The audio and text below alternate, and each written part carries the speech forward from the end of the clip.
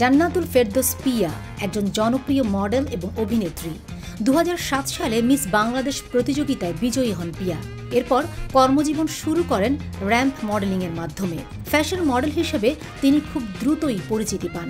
পাশাপাশি একাধিক ব্র্যান্ডের টেলিভিশন বিজ্ঞাপনেও কাজ শুরু করেন।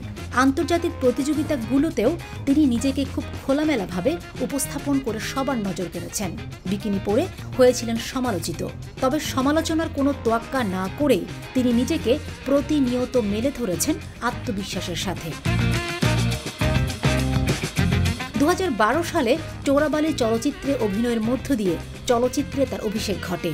এরপর তাকে দেখা যায় বিভিন্ন নাটক, সিনেমা এবং উপস্থাপনায়। আর এভাবেই সবার মন জয় করে নিয়েছেন পিয়া জান্নাতুল। আকর্ষণীয় ফিগার এবং অপূর্ব হাসি দিয়ে তিনি সবসময় তার ভক্তদের মুগ্ধ করেছেন। আইন পেশাও তিনি সক্রিয় আছেন।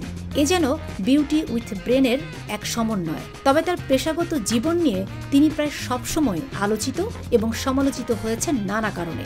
তবে বাংলাদেশি এই মডেল অত্যন্ত সফলতার সাথে বিভিন্ন আন্তর্জাতিক অনুষ্ঠানসমূহে অংশ নিয়েছেন বাংলাদেশের প্রতিনিধি হয়ে। এদিকে সামাজিক যোগাযোগ মাধ্যমে পিয়া জান্নাতুল বেশ সক্রিয়। সবসময় তিনি তার আবেদনময়ী ছবি পোস্ট করেন। তারই ধারাবাহিকতায় সম্প্রতি কিছু ছবি ভক্ত অনুরাগীদের মাঝে শেয়ার করেছেন, যেখানে পিয়াকে বেশ আকর্ষণীয় লাগছে। ভক্তরা অভিনেত্রীর বেশ প্রশংসা করেছেন। শেয়ার করা ছবিতে দেখা যায় অফ দ্য শোল্ডার রেড গাউনে মুগ্ধতা ছড়াচ্ছেন পিয়া। হাতে ব্রেসলেট, মুচকি হাসি আর চোখের চাহনি যেন ভক্তদের মনে ঝড় তুলবে। অভিনেত্রীর প্রশংসা করে কমেন্ট বক্সে রোমান আহমেদ নামে এক নেটিজন লিখেছেন, আপু তোমাকে আমি একদম আমার ছোটবেলা থেকে পছন্দ করি, খুবই ভালো লাগে, একদম সবার থেকে আলাদা। আরেকজনের ভাষ্য, এই রূপের রহস্য যদি আমাদেরকে বলতেন তাহলে অনেক ভালো হতো।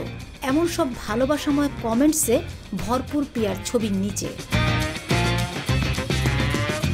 তবে শোবিজের পাশাপাশি আইন পেশাও যুক্ত পিয়া জান্নাতুল।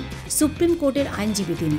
হবিগঞ্জ 4 আসনের আওয়ামী লীগের সাবেক সংসদ সদস্য এবং সুপ্রিম কোর্টের আইনজীবী ব্যারিস্টার সৈয়দ সাইদুল হক সুমনের সঙ্গে তিনি কাজ করেছেন। এরপর থেকেই পিয়াকে নিয়ে গুঞ্জন তিনি সুমনের হাত ধরেই রাজনীতিতে আসবেন। তবে সব কল্পনার অবসান ঘটিয়ে তিনি রাজনীতিতে কাজ করবেন কিনা এমন প্রশ্নে বলেন, আমি কখনো রাজনীতির সঙ্গে জড়িত ছিলাম না, তবে জনসাধারণ তাকে রাজনীতির সঙ্গে সম্পর্কিত মনে করেছিল। তিনি বলেন, আমি পলিটিক্যাল কেউ না, আমি কখনো পলিটিক্স করিনি। Fatema Shilu, GTV news.